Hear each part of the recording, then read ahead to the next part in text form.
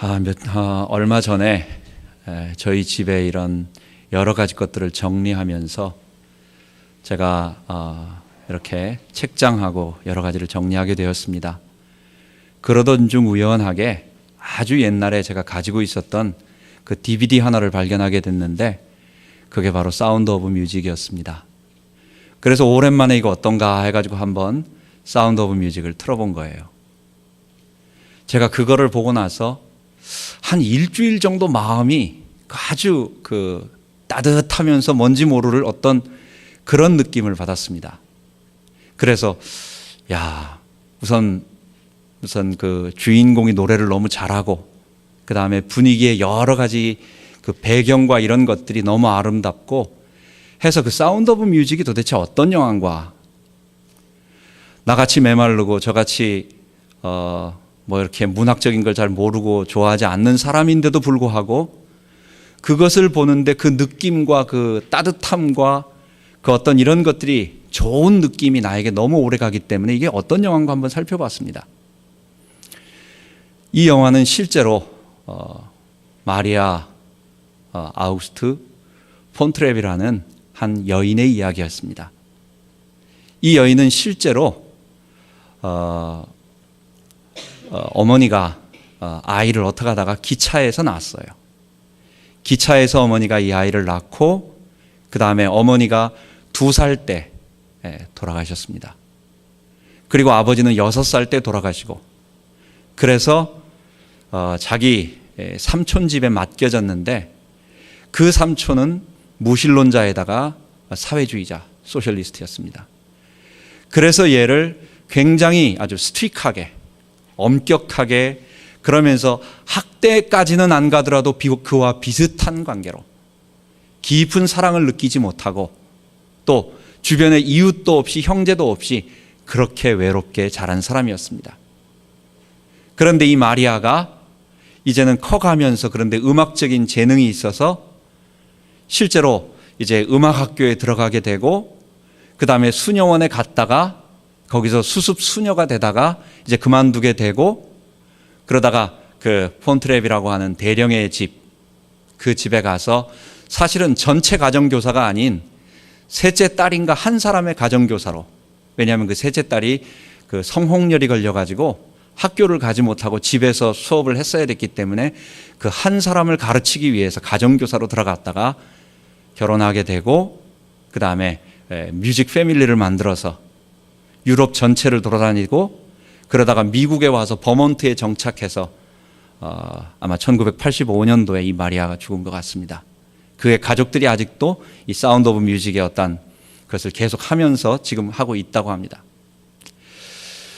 성경은 이렇게 따뜻하고 아름다운 그런 극적인 스토리 같은 이야기를 우리들에게 거의, 이게 얼마의 얘기입니까? 한 3,000년 전의 이야기를 우리들에게 해주고 있습니다. 남편을 일찍 잃어버리고 결혼을 했는데 아주 젊은 나이에, 어린 나이에 결혼을 해서 남편을 일찍 잃어버리고 그리고 나서 고향에 살지 못하고 시부모와 함께 베들레헴으로 와서 거기서 생활하며 직접 일할 것도 없어서 남의 밭에 가가지고 이삭을 줍는 한 소녀, 거의 소녀라고 말할 수 있겠죠. 사실은 위도우긴 하지만은 그래도 그렇습니다. 그 불쌍한 여인에게 하나님께서 다른 한 좋은 하나님의 사람을 잘 준비하셨다가 이 두 사람과의 만남을 마치 아담에게 하와를 잘 데려다가 가져다 주시듯이, 데려다 주시듯이, 마치 이삭이 우물가에 이렇게 해서 기도하고 들에 기도하고 있는데 하나님께서 리브가를 또 만나게 해주시듯이 이런 아름다운 만남을 통해 가지고 하나님의 일을 이루시는 것이었습니다. 이 이야기는 사사시대에 황량하고 메마르고 하나님을 거부하는 우상 숭배의 결과로 고통과 압제와 침략과 가난과 기근과 압박이 있던 그런 시대에 하나님을 섬기는 아름다운 사람들, 이 사람들은 어떻게 보면 평범한 소시민들이에요. 우리와 똑같이 그냥 많은 사람들 가운데 하나인 평범한 사람들, 평범한 일을 하는 사람들. 그런데 그 사람들 사이에서 일어난, 근데 그 결과는 너무도 엄청난 다윗 왕과 우리 주 예수 그리스도의 탄생과 연관되어 있는 소중한 일을 이루는 일이었던 것입니다. 오늘 본문 룻기서 2장은 이제 지난 1장에 하나님께서 이제 베들레헴에 풍년을 주셨다는 말을 듣고 나오미가 다 잃어버린 상태로 돌아오면서 룻의 결단과 헌신을 보게 되었습니다. 그리고 이제 가나안 땅에 정착했어요. 그랬는데 가나안 땅에 그들이 돌아온 때, 즉 1장 22절 맨 마지막 절은 뭐라고 말하느냐? 그들이 베들레헴에 돌아온 때는 보리 추수를 시작할 때였더라 라고 끝내고 있습니다. 마침 그들이 돌아올 때는 이제 밭을 가는 때도 아니고 이제 무슨 농사를 시작하는 때가 아닌 이제 농사를 거둬들이는 보리 추수를 하는 그 추수 때에 그런 여자들이 할 일이 있는 거예요. 어떻게 돌아오는 날짜를 정한 것도 아닌데 돌아온 날짜가 그때였습니다. 이제 룻이 고향에 돌아와서 어머니와 함께 있으면서 돌아와서 자기가 일을 해야 될 거 아니에요. 어머니를 봉양해야 되고 자기도 살아야 되니까 이렇게 자기가 할 수 있는 일은 율법에 이렇게 나와 있는 것처럼 밭에 가서 그 주인의 허락을 받고 떨어져 있는 곡식 이삭을 탈곡하는 그 추수하는 밭에 떨어져 있는 이삭을 주우며 한 끼 한 끼 연명해야 되겠다. 그 일밖에 없으니까 그 일을 하겠다고 어머니에게 물어봅니다. 그랬더니 어머니 나오미가 그래, 너가 여기 처음 왔지만 가라.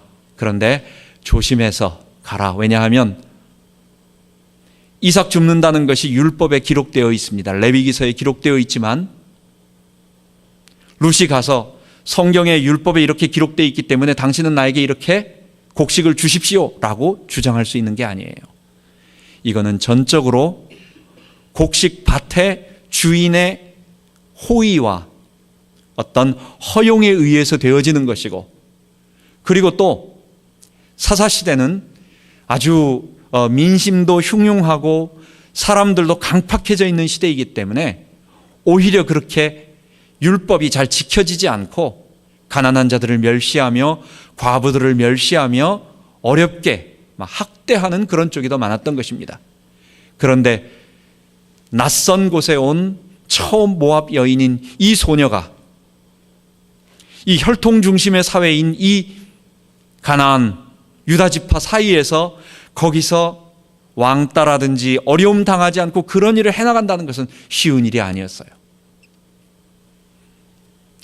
룻이 어머니에게 가겠다고 하니까 어머니는 조심해서 잘 다녀오라고 하나님의 은혜 입기를 원한다고 하면서 보내줍니다. 그런데 이제 밭으로 나갔습니다. 밖에 나가보니까 일련의 사람들이 어떤 밭에 가서 일을 하는데 그를 인도하는 일꾼들을 데려가는 사람에게 내가 따라가서 이삭을 주어도 되겠습니까? 라고 룻이 물어보니까 따라오라는 거예요. 그래서 가게 됩니다. 그리고 거기서 일을 하게 되는 것입니다. 성경은 3절에 룻이 마침 갔는데 거기가 어디였습니까? 우연히 보아스의 밭에 이르렀더라 라고 말하고 있는 것입니다. 하나님은 처음 베들레헴에서 곡식 주스러 간 이 룻을 인도하셨는데 룻이 의도하지 않았는데도, 전혀 의도하지 않았는데 보아스라고 하는 그 지방의 유력한 사람, 밭이 하나만 있는 것이 아니라 또 다른 밭이 있고 또 다른 밭이 있어가지고 여러 일꾼들을 거느리고 또 그들이 일을 할 때에 그들을 막 노예처럼 부리는 것이 아니라 아주 인격적으로 대하면서 그들을 잘 사랑의 마음으로 돌보고 있는 그 성의 유력한 사람 보아스, 그 보아스의 밭에 이르게 된 것입니다. 또한 룻이 처음 갔는데 마침 보아스라고 하는 사람이 베들레헴에서 일하는 사람들을 보러 자기 밭에 나와서 그 밭에 나온 것입니다. 그래서 보아스와 룻이 바로 그 밭에서 만나게 된 것입니다. 여러분, 역사는 바로 그렇게 시작이 된 것입니다. 전혀 의도하지 않았던 그 두 사람, 룻도 보아스를 모르고 보아스의 존재도 몰랐고, 보아스도 룻을 처음 보고 이 소녀가 네 소녀냐, 이 누구냐라고 물어보는 것을 보면 이름은 들어봤지만 그의 얼굴을 전혀 모르는 그 사람. 그런데 하나님은 일을 하러 간 그 모압 소녀인 불쌍한 여인 룻을 보아스와 만나게 하나님께서 우연하게 그리고 마침 만나게 하셨던 것입니다. 저에게도 그거 비슷한 경험이 있습니다. 제가 학교 다닐 때 우리 대학 서클에서 수련회를 갔어요. 아마 원주 치악산 어느 쪽에 있는 무슨 그 수련관이었던 것 같습니다. 저는 그때 이제 군대 마치고 이제 복학을 할 막 그때 여름이었고 그랬습니다. 그래서 어떤 일이 있었기 때문에 학교에서 학생들하고 같이 수련회를 갔다가 참석하지 못하고 같이 출발하지 못하고 저는 하루 늦게 서울에서 아마 원주로 가서 그다음 원주에서 시내버스를 타고 어떻게 이렇게 가는 그런 것이었어요. 제가 원주 그 다음 날 이제 수련회가 시작되고 그 다음 날 오후에 아마 원주 터미널에서 이제 가는데 근데 어떤 사람을 만난 거예요. 학교 후배를 거기서 만난 거예요. 그 터미널에서. 이 사람도 자기가 전날 가지를 않고 수련회 시작할 때 가지를 않고 하루 늦게 어떤 개인적인 집안일이 있어가지고 늦게 해가지고 그래가지고 자기도 원주까지 따라와서 어떻게 또 그것도 시간차가 비슷하게 맞아가지고 그래서 거기서 시내버스를 타는데 그 터미널에서 만나가지고 그리고 한 30분인가 한 1시간 정도를 같이 가게 된 겁니다. 그러다가 눈이 맞은 거예요. 그러다가 그게 우리 집사람이었습니다. 그래서 그때 우리 서로는 잘 몰랐는데 어쨌든 그때부터 이제 불꽃이 튀기 시작하면서 썸씽이 일어나면서 어떤 그런 일들이 사람들이 많이 있는 가운데서는 대화를 잘 못하니까 그때는 아무도 없었잖아요. 그리고 우리 둘만 버스에 둘이 타고 있으니까 이런저런 얘기하면서 그때 이후로부터 이제 여러 가지 개인적인 이야기들도 좀 나누기 시작한 것 같습니다. 우리는 이런 아름다운 성경에 나와 있는 아무것도 없는 부족한 미래라고는 볼 수 없는 누가 봐도 안 됐다. 일찍 남편을 여기고 거기다가 시부모를 따라서 거기다가 아무도 모르는 고향도 아닌 곳에 가서 시집살이 하겠구나라고 대부분 사람들이 다 생각하는 그 팔자가 세상 말로 좀 기구한 여인이었던 이 룻이 그가 전혀 알지 못하는 하나님의 계획 속에 하나님의 인도 속에 보아스를 만나고 그의 인생이 하나님의 인도하심 속에서 변화되는 그런 축복을 따뜻한 이야기를 보게 된 것입니다. 그래서 오늘 본문을 통해서 우리는 중요한 것 3가지를 한번 보면서 우리에게 적용해 보아야 되겠습니다.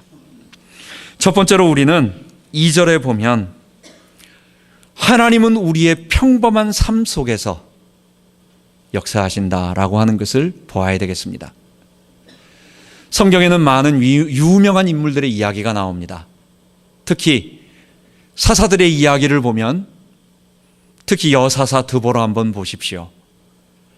그 당시에 이스라엘 전체 사사 장군이라고 말할 수 있는 총사령관이라고 말할 수 있는 1만 명 이스라엘 군대를 지휘할 수 있는 바락 장군을 그가 도와주고 그에게 명령을 내리고 그를 리더하고 그에게 하나님의 뜻을 만들어 말하면서 가나안 군대와 싸울 수 있도록 했던 그런 드보라. 우린 성경에 드보라 대단하다. 성경에는 요셉처럼 총리가 되어서 온 이스라엘을 구원하고 애굽으로 데리고 와서 총리의 역할을 감당하고 모세처럼 시내산에서 하나님을 배웠고 10가지 재앙을 통해서 애굽에서 이스라엘을 출애굽시키는 그런 놀라운 일을 하는 사람들, 성경을 가만 보면 이렇게 위대한 일들, 위대한 사람들, 영웅들의 이야기, 신앙의 영웅들의 이야기가 많이 기록되어져 있습니다. 그런데 오늘 우리의 삶을 살펴보면 우리는 그런 삶이 아니거든요. 우리는 평범한 삶이거든요. 우리는 아무리 씻어봐도, 아무리 봐도 우리는 내 삶 하나 그냥 아무도 돌아봐 주지 않는 지극히 평범하고 일반적인 삶을 살아가니까 하나님은 나에게 역사하지 않으실 거야. 하나님의 기적, 하나님의 역사는 대단한 사람들, 태어날 때부터 무슨 강에 벌어져 가지고 공주가 받아들이는 공주의 아들로 들어가는 그 모세쯤 되는 사람, 아니면 태어날 때부터 하나님이 말씀하시는 이삭 정도 되는 사람, 그런 사람들이 역사를 일으키는 거지 우리같이 평범한 사람 하나님 역사하지 않는 것 같아, 우리는 아무것도 아니야, 그거는 성경의 이야기야 라고 생각하기 쉽습니다. 여러분, 그렇지 않습니다. 구약에 나왔던 수많은 사람들의 이야기는 하나입니다. 그들 개인의 이야기가 아니라 그것은 예수 그리스도, 그리고 그분이 이 땅에 오셔서 모든 인류를 하나님의 백성으로 삼으시기 위한 그 하나님의 구원사, 구원의 역사를 일으키는 물줄기의 연결고리들 속에 사건의 한 부분을 담당한 사람들이었어요. 아브라함 이야기, 이삭과 야곱의 이야기, 특히 우리 모두 노예에서 인생 제일 밑바닥에서 총리까지 올라간, 바로까지는 안 되죠. 왕까지는 안 되는 거죠. 왕 제일 밑에 두 번째 2등까지 올라갈 수 있는, 인간이 임명직으로 올라갈 수 있는 최고 단위까지 올라간 사람, 인생 완전히 성공 스토리잖아요. 우리 보면 그렇잖아요. 요셉 이야기도 그렇고 모세, 여호수아, 모든 사람의 이야기는 그 사람들의 개인 성공 인생 역전 스토리가 아니라 하나님께서 약속하신 그것을, 이스라엘 민족을 만드시고 그들을 출애굽시키시고 그들을 가나안 땅에 보내시고 그들에게 한 왕국을 이루어서 그들 가운데 그리스도를 보내시기 위한 하나님의 일을 하기 위한 사람들이었습니다. 그래서 하나님은요, 특별하게 역사하셨어요. 지금 이 시대에 모세 같은 일이 구속사와 연관 있는 그런 일이 일어나냐? 그런 일은 일어날 수 없어요. 일어나지 않아요. 하나님은 지금 이 시대에는 구속사와 연관된 그런 특별한 일이 아니라 우리의 평범한 삶 속에서 하나님은 구속사를 완성해가고 적용시키는 복음화의 일을 이루어 가시는 것입니다. 그래서 우리가 첫 번째 기억해야 할 것, 잊지 말 것은 영웅들의 스토리가 있었던 구약 이야기 중에서 룻의 이야기는 지극히 평범한 겁니다. 룻이 일생 동안 했던 일은 뭡니까? 룻에 대한 기록은 딱 한 번 나오는 거예요. 룻이 가나안 땅에 돌아와서 보아스의 밭에서 보아스와 만나고 그 다음에 결혼해서 아이를 낳고 살았다. 그게 다예요. 우리의 삶하고 다를 바가 없는 거예요. 평범하게 시부모 모시고 평범하게 자기의 아들 오벳을 키우고 거기에서 평범한 여인으로 여호와를 경외하면서 그가 무슨 영웅적인 스토리에 국가를 위해서 어떤 일을 하고 엄청난 일을 하고 하는 일이 아니에요. 평범한 삶을 살아갔던 것입니다. 하나님은 그런 평범한 일을 통하여, 오벳을 통하여, 이셋을 통하여, 이세를 통하여, 그리고 다윗을 보낸 하나님의 구속사를 이루셨습니다. 우리가 잊지 말고 적용해야 할 것 첫 번째가, 하나님은 평범한 우리의 삶 속에 역사하시고 개입하신다. 물론 아까 말씀드린 것처럼 구속사를 이루는 그런 엄청난 일이 아닌 지금은 어떤 일입니까? 하나님께서는 예수 그리스도를 통하여 이 온 세상이 주의 재림과 심판이 있기 전까지 온 세상을 하나님 나라로 확장시키며 그리고 많은 사람들을 그리스도의 품으로 하나님 백성으로 삼으시겠다고 약속하셨습니다. 그게 예수님께서 말씀하셨고 마지막 부활 승천하시면서 말씀하셨고, 그게 구약 성경에 나오는 마지막 때의 말세의 새 언약을 통해서, 성령을 통해서, 나의 신을 통해서 하나님의 영으로 모든 사람들이 하나님을 진실된 마음으로 섬기며 하나님께 순종하는 백성이 되겠다고 하는 그거 하나 남은 것입니다. 그래서 그 일을 해나가는데, 그 일이 필요한데, 그 일을 이끌어 나가는 데 있어서 우리의 작은 삶들을 하나님께서 사용하시고 기적을 베푸시고 이끌어 주시는 것입니다. 하나님 우리 평범한 삶을 쓰신다는 거 첫 번째 기억하자고요. 두 번째는 3절입니다. 3절에는 룻의 겸손하고 온유한 신앙 인격을 우리가 기억해야 되겠습니다. 오늘 2절에 보면 룻이 처음에 어머니에게 말합니다. 어머니, 제가 네게 은혜를 입으면 어머니 내가 나가서 어머니 밥 벌어다 드릴게요.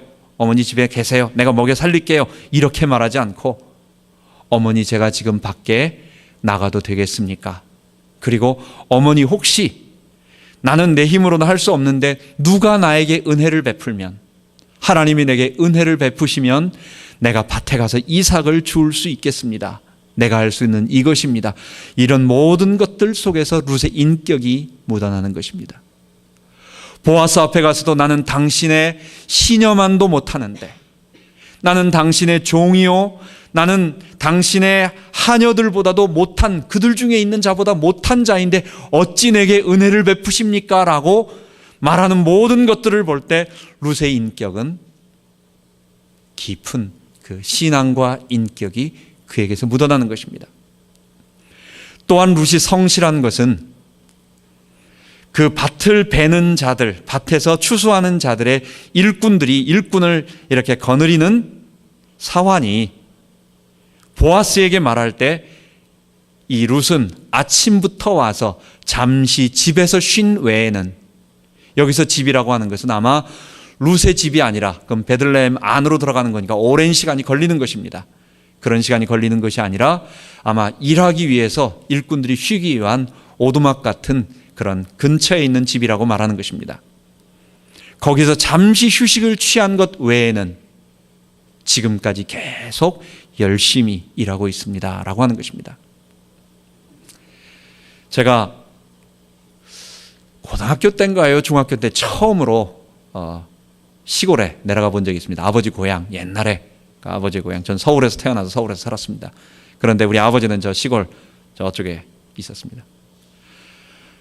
하루는 그 여름방학이었는데 하루는 아침 한 5시쯤에 해 뜨기 전에 할아버지가 우리 저 고추밭에 가가지고 일하러 가자 그러더라고요. 그래서 아침에 밥 먹기 전에 한 2시간, 3시간 정도를 고추밭에 가서 일을 한 적이 있습니다.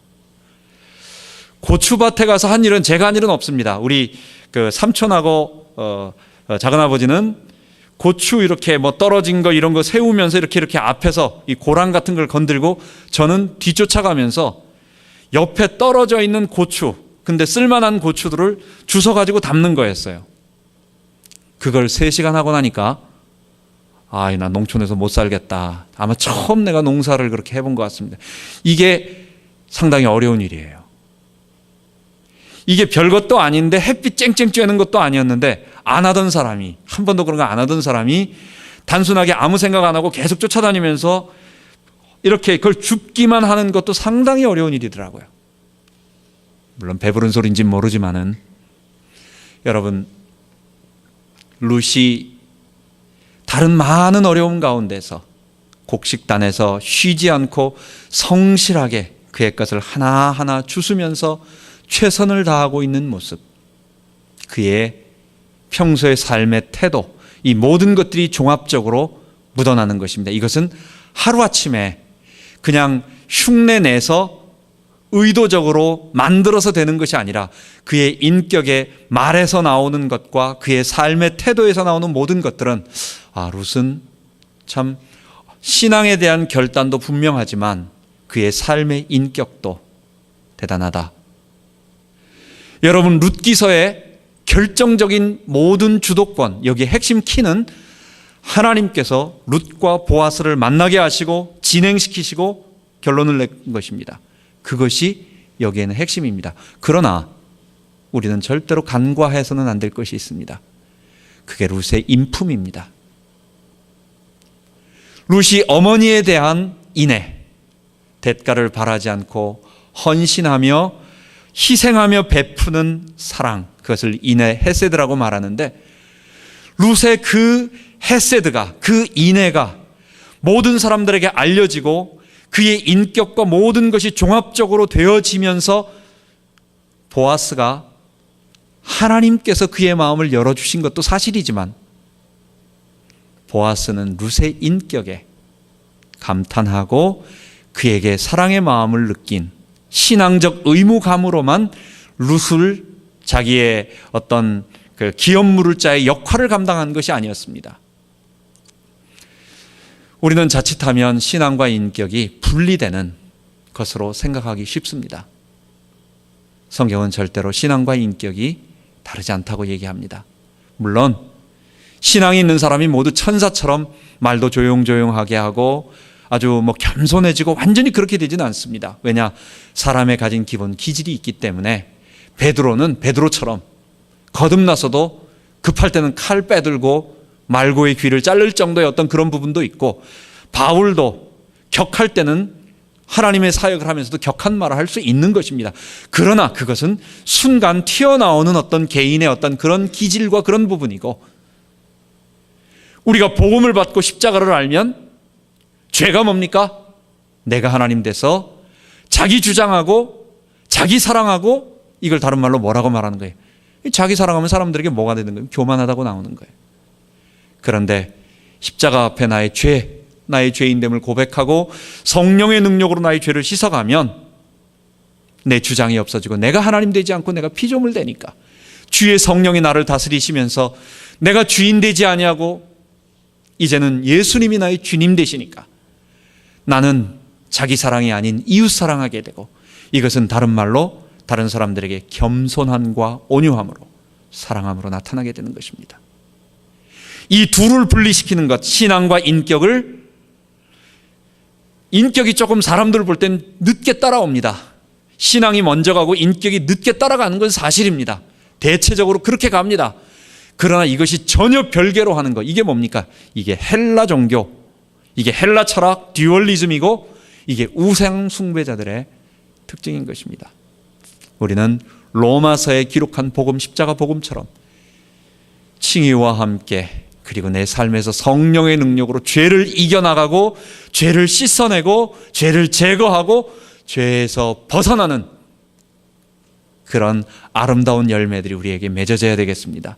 룻기의 두 번째 주제가 바로 하나님의 인도와 함께 핵심적인 것이 룻의 아름다운 인품, 우리가 기억해야 되겠습니다. 세 번째입니다. 2절과 3절을 쭉 보면 알겠지만 오늘 본문의 제목입니다. 설교의 제목인 것처럼 우연히 보아스의 밭에 이르러 라는 것입니다. 나오미가 돌아올 때 보리 추수 시작할 때였습니다. 의도한 바가 아니었어요. 룻이 밭으로 나갈 때도 내가 보아스의 밭을, 누구네 밭을 갈까라고 계산하고 나간 거 아닙니다.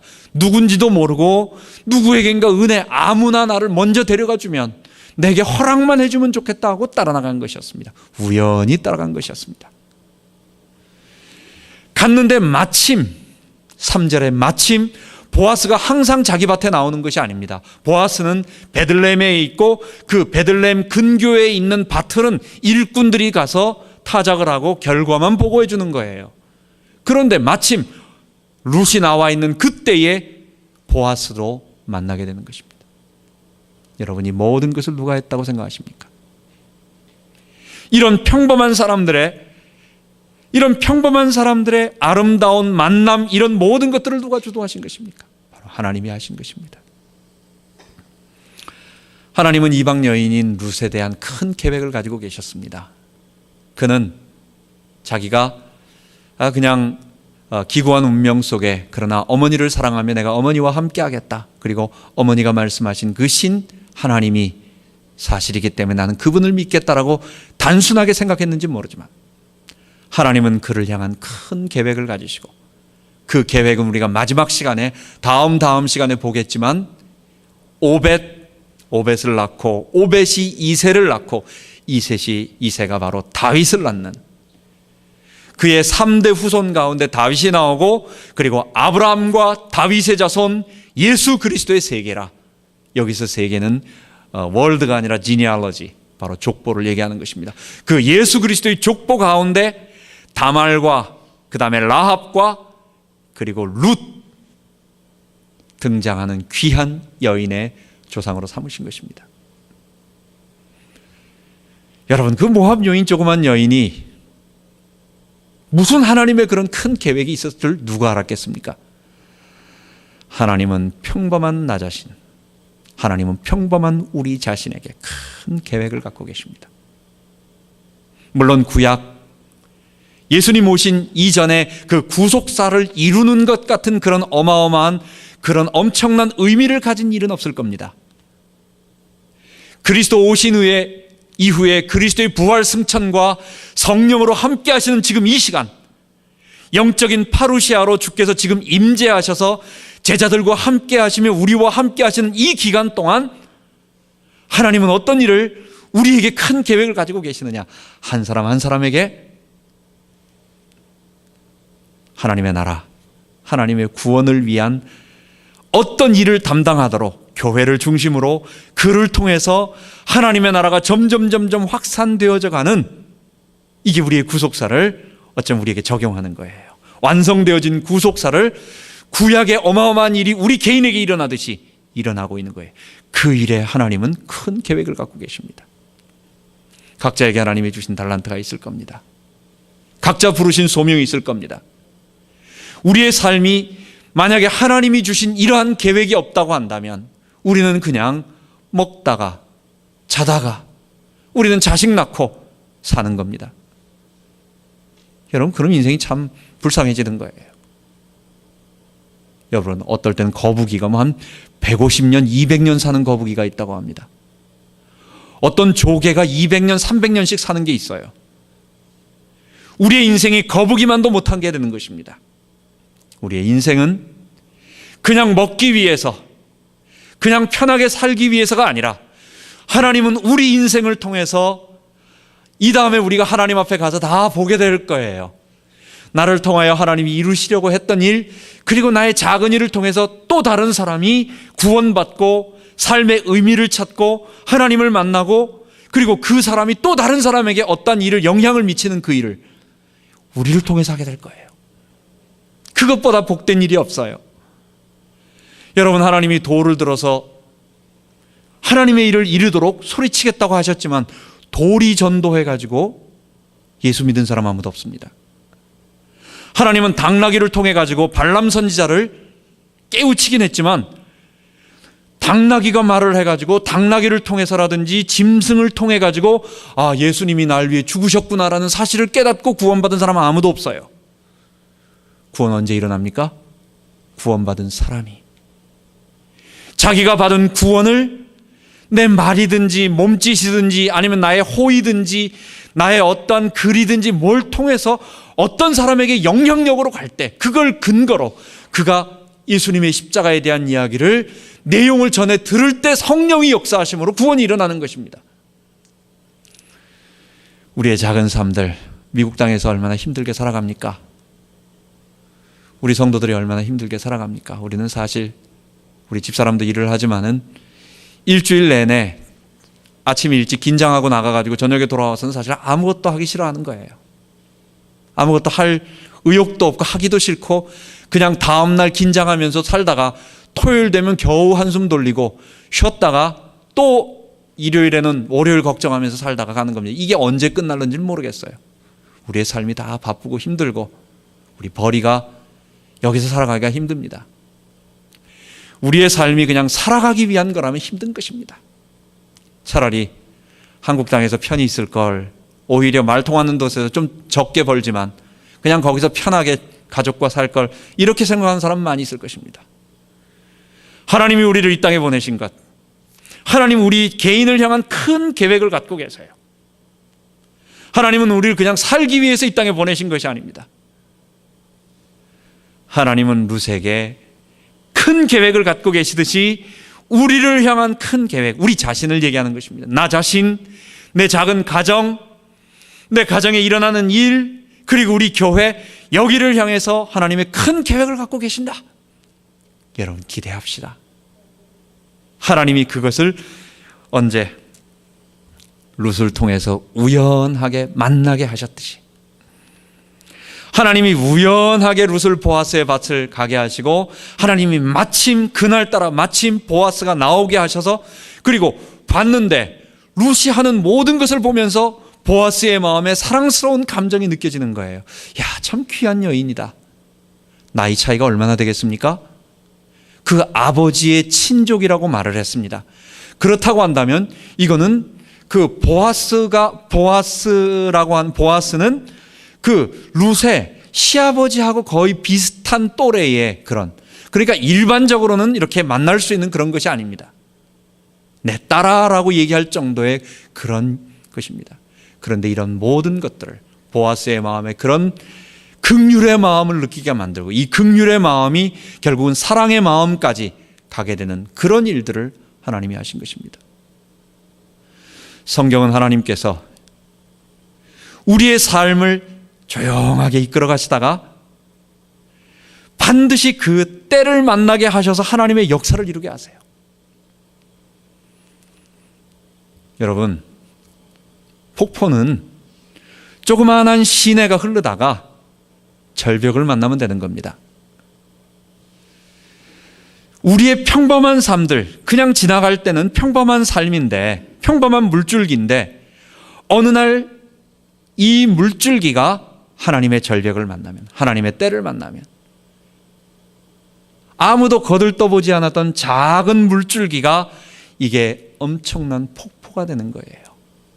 이것은 일확천금을 바란다거나 아니면 우리의 삶에 갑작스러운 뭘 기다리는 그런 투기하는 심정을 기다리는 그런 걸 아닙니다. 우리는 하나님이 역사하시고 하나님의 계획 속에서 우리가 가고 있는 모습을 바라보면서 하나님이 우리를 이끄시는 것을 잠잠히 기다리면서 묵묵하게 오늘의 삶을 최선을 다하며 살아가는 것입니다. 그리고 내 삶은 이렇게 끝나는 거야 라고 생각 절대로 하는 것이 아닙니다.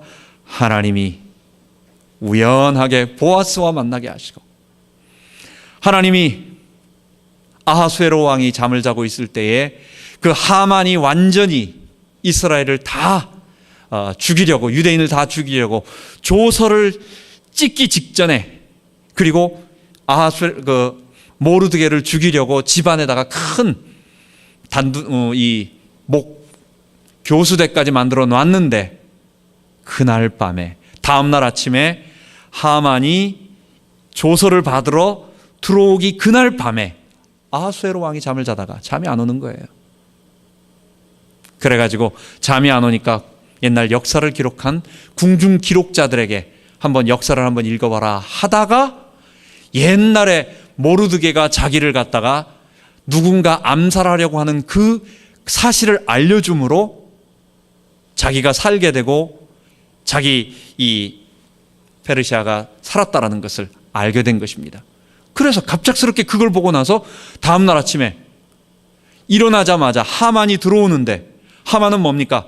그 전까지 자기 원하는 대로 다 해주겠다고 왕이, 그래 그럼 너 원하는 대로 다 해라라고 다 끝났는데, 그래서 다음날 아침에 사인 받으러 결제 받으러 올라갔는데 아하수에로 왕이 모르드게를 가장 높이 들어라 라고 하는 그 일을 하게 되고 그 다음날부터 하만이 죽게 되고 이스라엘을 구원하는 것입니다. 우리의 인생을 하나님이 인도하십니다. 우리의 삶을 하나님이 인도하시고 하나님의 일은 하나님이 계획하시고 우리는 묵묵하게 하나님의 때를 땡길 수는 없지만 하나님의 때를 기다리며 하나님이 역사하실 것을 사모하며 우리는 기도하며 오늘을 준비하며 룻처럼 밭에 나가서 자기가 할 수 있는 최선의 일을 다 하는 것입니다. 마지막으로 우리는 이 말씀 우리에게 적용해 봅시다. 한 가지만 적용해 봅시다. 하나님의 역사를 기대하며 오늘 최선 다하여 살아가자는 것입니다. 우리의 평범한 삶은 하나님 보고 계십니다. 무엇 때문에? 우리의 평범한 삶 속에서 하나님의 구속사가 이루어지는 것은 어떤 것입니까? 이 구속사 예수님을 통해서 다 이루어진 구원의 열매들, 그리고 이 땅에 죄 용서받은 하나님의 백성들이 점점 세상을 정복해 나가는 이 마지막 단계가 남아있는 거예요. 이 구속사를 우리에게 적용하는 그 일에 하나님이 내 작은 일에 관심을 갖고 계시고, 나를 관심 갖고 계시고, 나를 여기까지 만드셨고, 나를 그런 사람, 그런 남편, 그런 아내, 그런 자녀를 주시고, 그런 잡을 주셔서 여기까지 살아오게 하셨어요. 신뢰하자고요. 신뢰하자고요. 우리 하나님을 신뢰하자고요. 그리고 믿고 기대하며, 하나님, 내가 그 일을 이루다 가겠습니다. 나 부족하지만 그 일을 이루다가, 그럼 그 일을 구체적으로 이루는, 눈에 가시적으로 보이는 일 뭡니까? 주께서 그 일을 할 수 있는 단위, 최소 단위를 주셨습니다. 그게 교회입니다. 주님께서 세우신 지역교회, 우리 부족하지만은 하나님이 하시는 일을 할 것입니다. 이 땅에 십자가 복음으로 하나님 나라 구원을 이루는 일에 말씀을 전하고 하나님이 인도하시는 것 하나하나 따라가면서 계속 할 것입니다.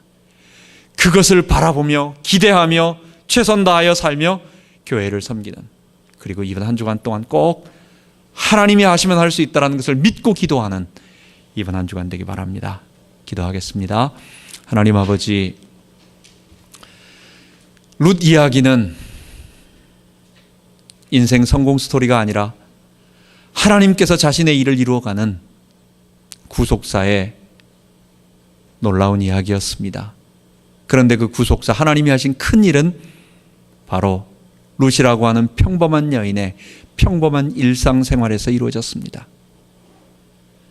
하나님이 보아스와 룻을 만나게 하시고, 하나님이 그 이후의 일들을 하나님이 진행해 가시는 것을 보면서 우리는 이 어마어마한 하나님의 일 속에 우리의 삶도 똑같이 들어가기를 원합니다.